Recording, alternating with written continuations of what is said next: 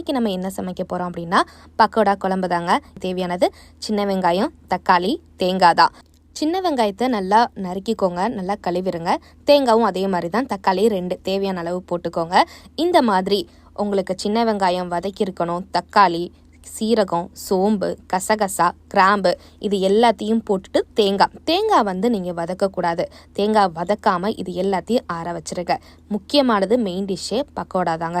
நீங்கள் வந்து கடையில் வாங்கினாலும் ஓகே தான், வீட்டிலேயே செஞ்சுருந்தாலும் ஓகே தான். நல்லா ஆறுனதுக்கப்புறம் நான் என்ன பண்ணுறேன் அப்படின்னா மிக்சியில் போட்டு அரைச்சிட்றேன். நல்ல பக்குவத்துக்கு வந்துருச்சு.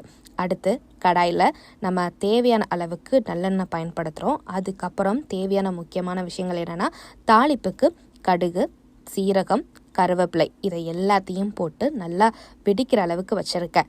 அதுக்கப்புறம் வந்து மல்லித்தலை. நமக்கு மல்லித்தலை ரொம்ப முக்கியம், அப்போ தான் ஸ்மெல் வந்து உங்களுக்கு நல்லா இருக்கும்.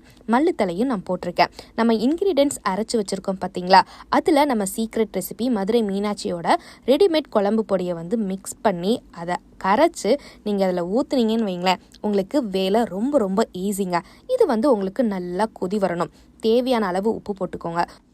உங்களுக்கு காரம் வேணும் அப்படின்னா மதுரை மீனாட்சி அப்பளத்தோட அந்த மிளகுத்தூள் சேர்த்துக்கலாம். பெப்பர் வேணும்னா பெப்பர் பொடியும் இருக்குது, அதுவும் நீங்கள் சேர்த்துக்கலாம். ஸ்கூலுக்கு, காலேஜுக்கு, வேலைக்கெலாம் டைம் ஆயிடுச்சு, அவசரமாக குக் பண்ணணும் அப்படின்னு நினச்சிங்கன்னா இந்த மாதிரி சிம்பிளாக நீங்கள் செஞ்சுக்கலாம்.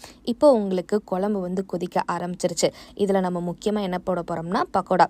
இந்த பக்கோடா வந்து நீங்கள் அழகாக வந்து நீங்கள் குழம்புல போட்டுருங்க. அதுக்கப்புறம் கொதி வந்ததுக்கப்புறம் இறக்கிட்டு இன்னும் கொஞ்சம் மல்லித்தலை நீங்கள் தூவி விட்டு சாப்பிட்டு பாருங்களேன், செம்மையாக இருக்கும். நீங்கள் இது வந்து இட்லி, தோசை, சப்பாத்தி எதுக்குனாலும் யூஸ் பண்ணிக்கலாம்.